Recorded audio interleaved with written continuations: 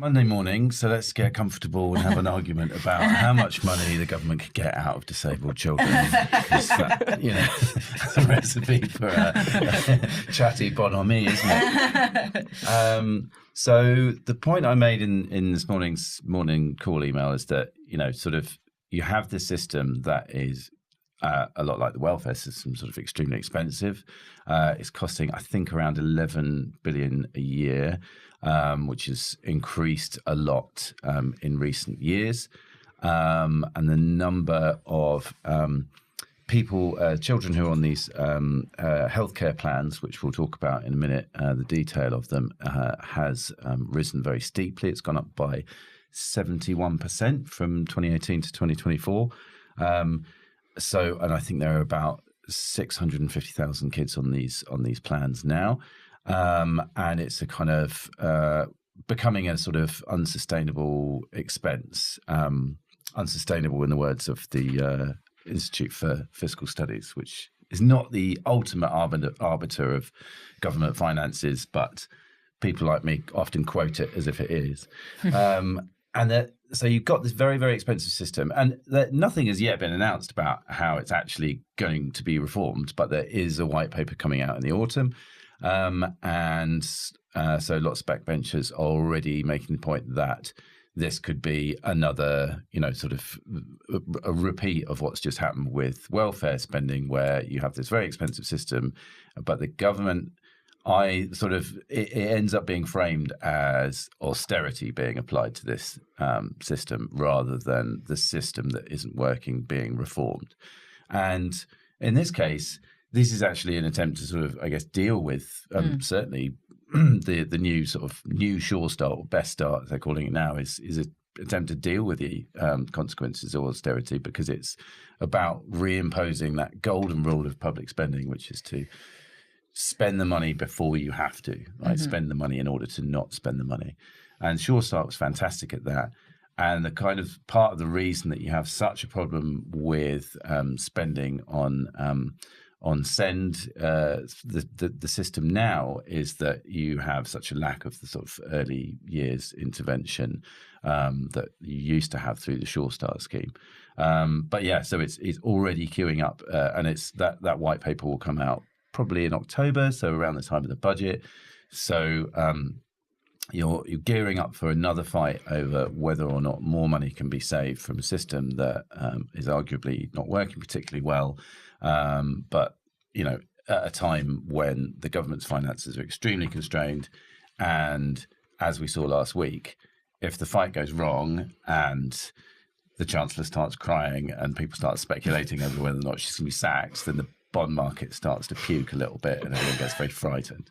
Yeah, well, thanks, Will. Thanks for giving that overview. And I think the whispers are that the government wants to limit the eligibility for these education, health and care plans, the EHCPs that you were just mentioning, that are extremely expensive for councils. I think half of councils are warning about bankruptcy now because of special needs spending. And it's another one of those weird things where you wouldn't necessarily think local authorities were the main source of spending on special needs children, but that's sort of how the tax system and education is set up. So I think that's what's got MPs concerned, because coupled with that is the sort of honey with the vinegar, which is to improve mainstream provision in state schools. So Hannah, I think you're probably a bit more sympathetic with what the government wants to do than what the backbenchers are concerned about. I am, because like with welfare reform, it is SEND provision and welfare provision are very, very expensive, as Will has said, but they are also utterly broken systems. And I don't think there's disagreement about that. And both are very complicated. You just mentioned council spending there. I don't think this is some malicious motive of the government to take away funding from children that desperately need extra help in their schooling. It really isn't. It's looking at a system which has got, yes, a lot more expensive in a very quick amount of time, but also it doesn't actually seem to be working for that very many people either. I mean, I know families from my private life who have struggled for years to try and get their children a plan, an education, health and care plan, an EHCP. It's stressful, it's upsetting, and takes years of battle, which no parent really wants to do. They just want their kid to be getting the best education they can and to be supported.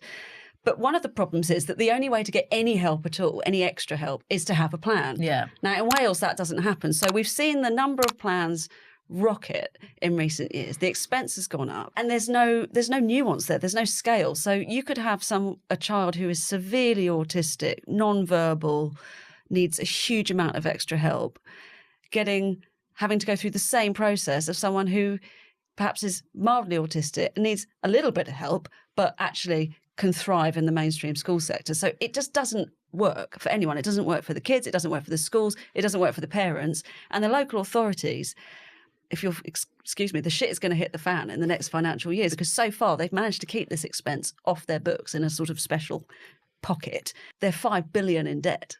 And there's been lots of reporting from colleagues across the media about how many local authorities could go bust as we go into the next year. But doesn't this issue just expose sort of the limitations of provision in secondary schools, Pippa? Because there's been so many cuts to teaching staff even, but especially to teaching assistant staff and support staff, extracurricular, in-school tuition, all of these things that benefit SEND children. Right. I mean, it's going back 15 years now, but when I was at school, certainly the aim for children with these kind of needs was that as much as possible they would be kept in mainstream schooling. The argument was that it was good for socialisation. It's good to give them as normal as possible a start in life as you can. And that has shifted, I think, since the HCP was introduced in 2014 towards more and more of these children being put in specialist schools and separating them out from their mainstream peers. To sort of put this cost in context, so the government funding for a pupil in a state school who doesn't have any HCP is about £8,000 a year per child, around there.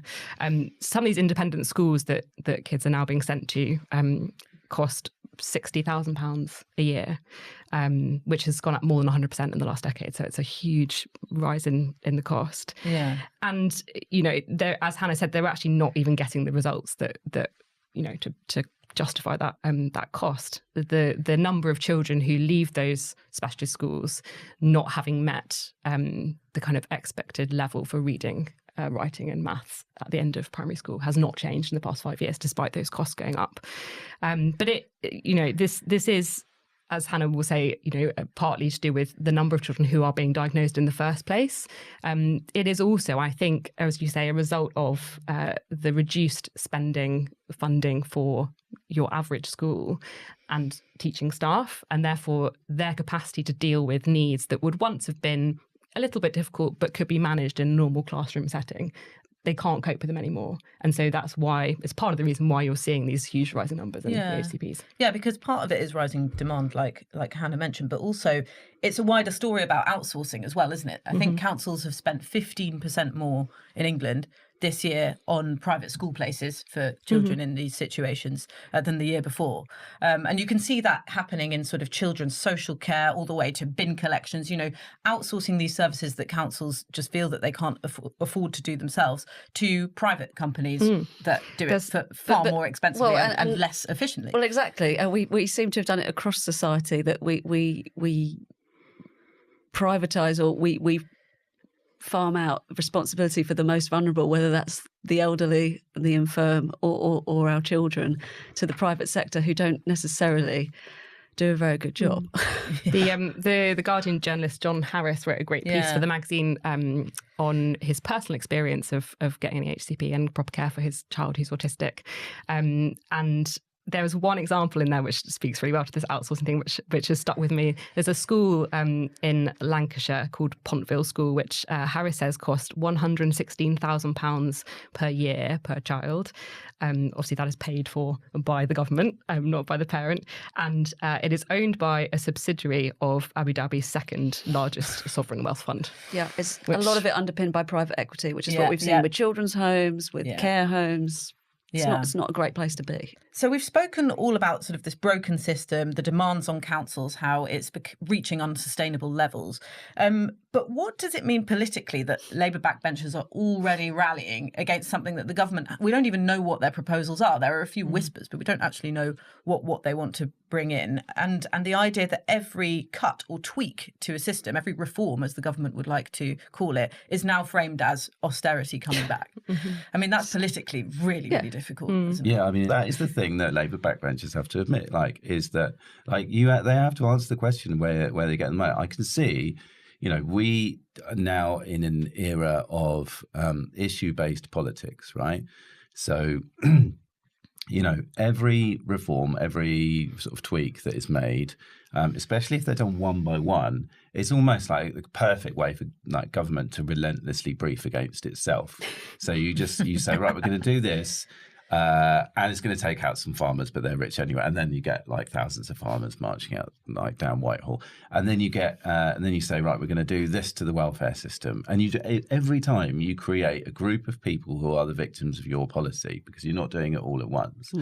And that's a new group of people that, will all bring the same very justified worries to their MP in their constituency surgeries. And then, the same, it's a very clear set of stuff for papers to report on and to talk about on TV. And then you get, then there's more chance of a U-turn with each new thing. And then there's more chance of that, financial markets will say, well, I'm not sure about that U-turn, actually. And then, it's whereas, doing things individually is perhaps not the greatest idea when you need wholesale reform of many systems at once.